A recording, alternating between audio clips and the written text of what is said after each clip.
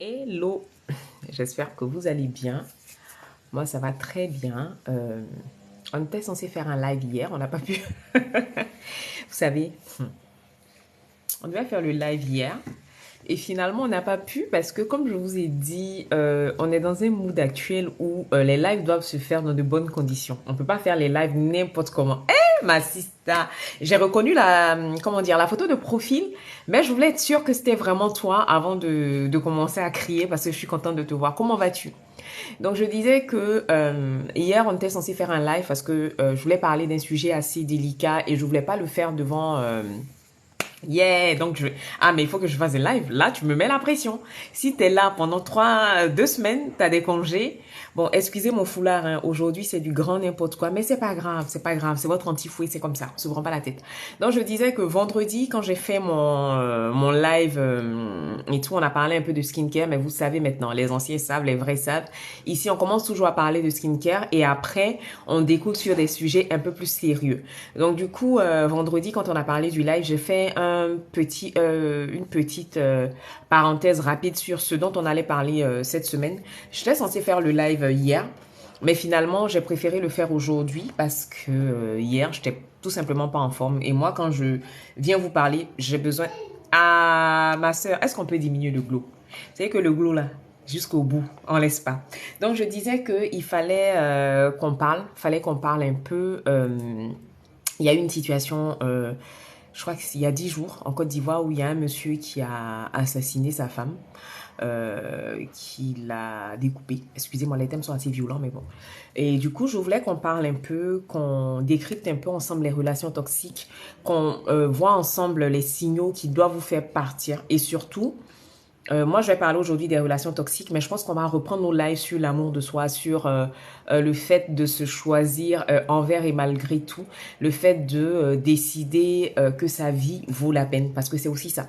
À un moment donné, il faut qu'on accepte que notre vie vaut la peine, que nous sommes des personnes importantes, qu'on compte pour quelqu'un. Il faut surtout arrêter de se dire que cette personne-là qui nous fait du mal est la seule personne qui nous aime, est la seule personne pour qui on compte. Non.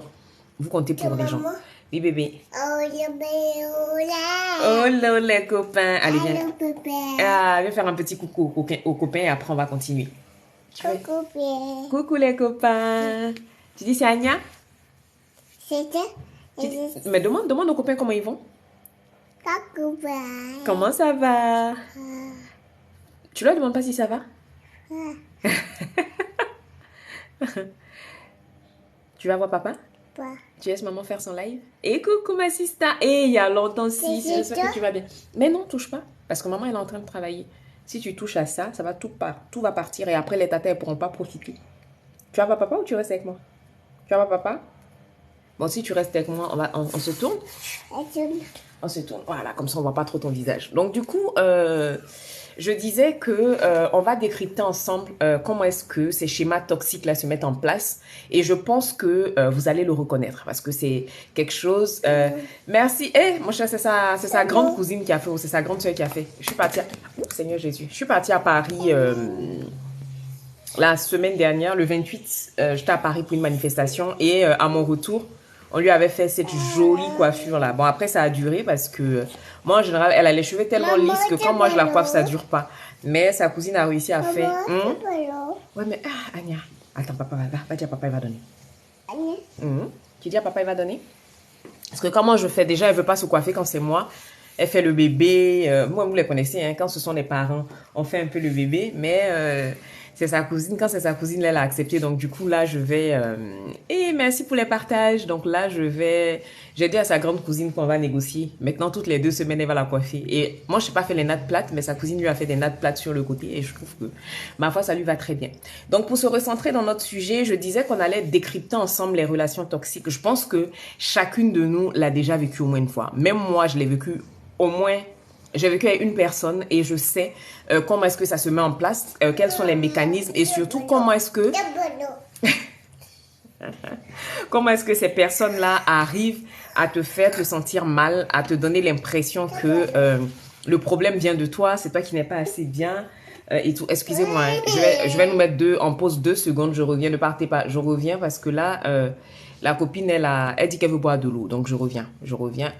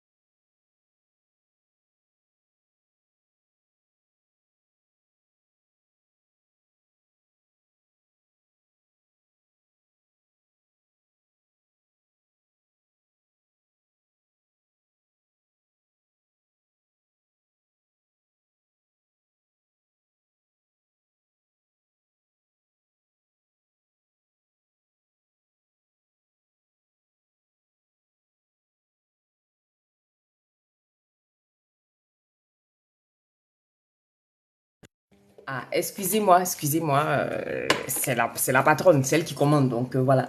Donc je disais que on est déjà toutes passées par cette situation-là. On a déjà toutes ou tous vécu cette situation. Je vais dire plutôt la personne, je vais pas dire un homme, parce que dans tous les cas, que ce soit les femmes, que ce soit les hommes, tout le monde est toxique. Tout le monde est potentiellement toxique. Donc, on va pas, là, de prime abord, jeter l'opprobre sur les hommes et dire les hommes toxiques parce que, comme je vous ai dit, là, dernièrement, j'ai pas mal regardé des documentaires où on a vu des hommes aussi qui vivent avec des personnes toxiques, des personnes qui les rabaissent. Donc, je vais pas dire les hommes, mais je vais dire cette personne. Donc, comment est-ce que ça commence? En général, mais on peut arrêter de me frapper. Donc, en général, ça commence par la lune de miel. Je pense que on a toutes déjà vécu ça une fois. Tu rencontres quelqu'un, tu as l'impression que c'est toi qui portes la culotte dans le couple. La personne, elle te passe tout. Elle te donne l'impression que c'est toi qui guide, c'est toi qui prends l'ascendant mensuel en griffe. Cette personne-là, au début, elle est mielleuse, elle est un peu trop douce. Elle va pas te montrer son vrai comportement. Comme je le dis, en général, dans les relations normales en griffe, quand on rencontre quelqu'un, on a tous envie d'être sous notre